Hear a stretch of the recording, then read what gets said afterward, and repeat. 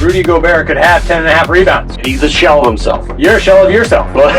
They're going to win the World Series this year. First time since 1991. LeBron, you ignorant schmuck.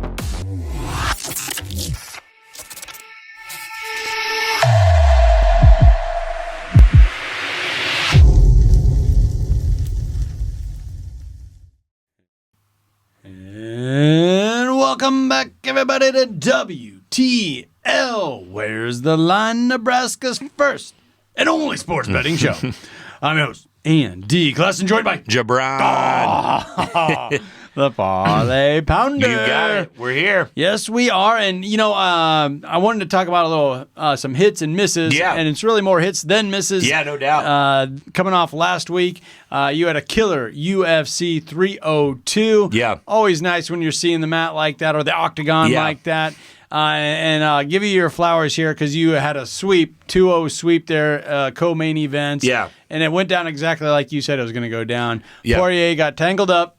Yep. Couldn't get out of it. Really good fight by Dustin. It's going to happen. Yeah. You're going to open up, and Makhachev is going to get you. Submission. Khabib taught him how to do it. Yeah. Submission's going to happen. And in the fight prior to that, it happened just like we were talking about, Andy. Strickland had the better motor. Yep. Costa was, getting a little slump there at the end, but it did go 5 like we said it was going to, and submission in the main event. So, it was awesome. A little impressed with Strickland having the discipline to let that thing just go 5. Yep. Wait him out and win by decision, and he did that. And maybe his motivation was to get that selfie with Donald Trump. Yeah, I think it was. Was that what it was? That's his idol. Whatever it was, he did get the selfie with Donald Trump, and he did get the win. Yes. And you went 2-0 UFC 302. So congratulations! It was a lot of fun. Congratulations to all you out there that tailed Jabron the Parlay Pounder. Do it again. I'm gonna do it again. I'm gonna do it again, Andy. Doing it again for UFC Fight Night. Heading back to Louisville. Louisville. At the KFC Yum Center Saturday night. We're going to start right at the top of the card. And something of note here. Yeah. The majority of these fights are middleweights or heavier. Yeah. And that translates to somewhere between 10 to 15% more knockouts. So if you like to bet those type of props, this is the card for you. No doubt. And we're going to start with a couple wrestlers, though. Yep. The first thing we're going to talk about is wrestling. Raul Rojas Jr. in this bantamweight bout against Ricky Turcios. Both these young men have similar records, 8-1, 13-3 for Turcios, and they're both coming off wins. However, it's Rojas Jr. is your big-time favorite here. I'm looking at a plus 250 on the Warhorse Casino Sportsbook out of Lincoln and Omaha, Nebraska. Yeah, for sure, Andy. And we remember Rojas Jr. as, the headliner, debuting at a ridiculously young age and saying silly things to the media about fighting for the belt all the way. Sure. He has been humbled, Andy. I believe he has been humbled. Turcios on the other side is the Ultimate Fighter champion. He's a veteran with a good deal of experience who thrives in wild fights. Yeah. He has a really good cardio, Andy. 13-3. He's 13-3. He's 13-3. He's happy to push the pace whenever the fight goes, and he tends to do his best work later half of grueling battles. So what we're talking about here, Andy, is a guy that has the cardio to go the entire time, and on the other side, Rojas Jr., who wants to end this thing in 15 seconds. He wants to get in there, get him on the ground, submit him, call it a day in the first round. So this is a very good clash of styles here, Andy.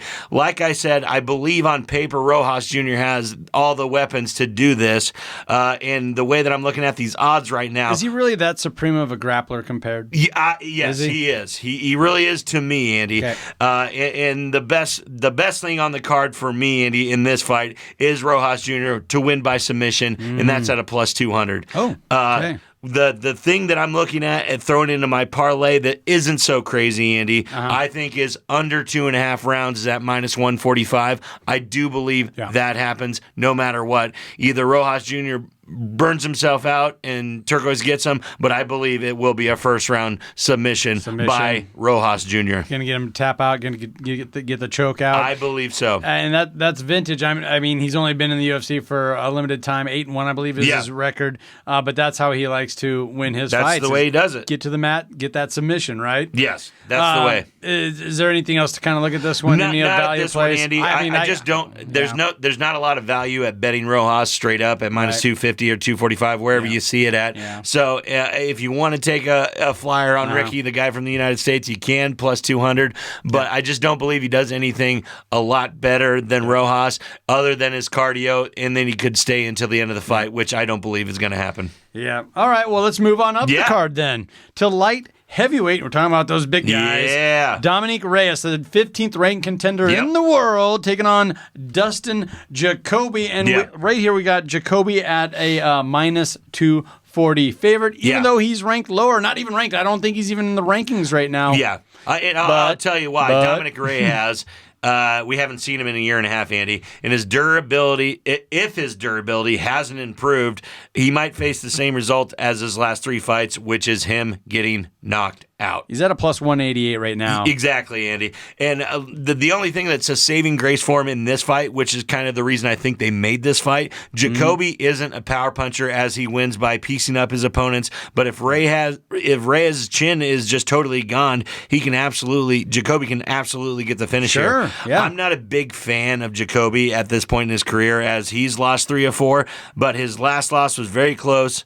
He's 19-8-1 is Jacoby's lifetime record. That's a lot, and a lot more losses as of late, as you mentioned. Exactly. And Reyes started off his career 12-0. This guy fought John Jones for the title, and most people think he won that fight, but he is 0-4 in his last 4. I think Jocoby uses kickboxing to soften up Reyes and root to a win, but I think this is going the distance, Andy, and that's why I'm saying I believe the over in this fight is what to do. Over 2.5 rounds in this fight. And this isn't a co-main event or anything like that. So it's only 3 rounds. This is Fight Night. This is not your main event. This is a 3-round bout at the light heavyweight. And I just don't like either of them to get knockouts because I don't believe that they have the power to do that. Right. And I'm getting plus money at over 2.5 rounds at plus 115. I believe it's a great play. Okay, all right. And so that's your best bet there. Yeah. Should we move on up to the main Let's do it. event? This is fun. This really is. This is your number 4 contender in the middleweight class. Yeah. Jared Cannonier. We talk about this guy so much. Coming off a win. Really good name. Taking off the Frenchman, Imavov, who's 13-4. Okay, he's a worthy opponent, right? Imavov, but you got Cannonier with the plus money, but not by much. I'm looking at a plus 100. Yeah, I don't believe Cannonier should be the underdog here, but he is for some reason, Andy. So you love that plus money. I love that Off plus the top, money. You're right there. When I'm going into this matchup, Andy, Cannonier possesses advantages in speed, footwork, grappling, and power, while Imavov will be the man, 12 years younger, who is also, 4-inch height advantage. Yes. The reach advantage goes to Cannonier, which in essence negates any advantage Imavov's height provides him. Sure. So I believe with all that stuff, speed, footwork, grappling, and power, athletic ability, I do not believe he should be the underdog here. So that plus money is awesome for me.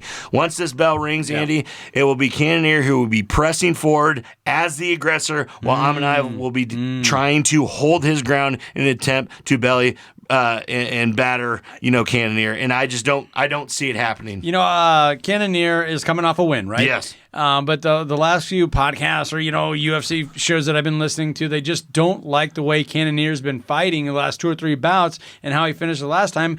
I mean, I'm saying he's coming off a win. So obviously it's all right. Yeah. And obviously one of his last 4 fights, he fought Israel Adesanya, which was tough. Probably pretty tough. No, the thing with this fight, Andy, both these men are durable, and a finish by either seems unlikely at this point, I believe, as expressed in the total with the fight coming 4.5 rounds or over, minus 160. So that's most people think this is going the distance. Imavov believes he's ready to take a top 5 position from Cannonier. Cannonier believes that slaying this young adolescent talent will solidify his future claim to a title shot down the road. So both these guys are thinking this is their path to a title. No doubt. I believe Cannonier's physical attributes, his mental capacity, his experience, level of competition, all provide him with the right stuff in this, the advantage in this fight.